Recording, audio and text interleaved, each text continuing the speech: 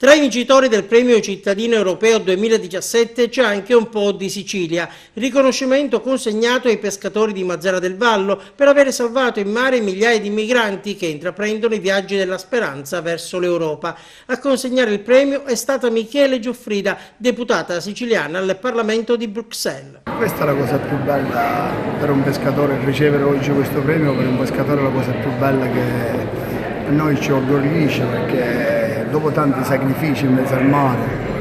per noi è doveroso, soprattutto noi ormai stiamo sempre allerta se incontriamo questi barconi, e anche se potremmo correre dei rischi enormi perché non sappiamo che cosa troviamo nel barcone. Ci sono persone umane, è vero, però non sappiamo chi sono,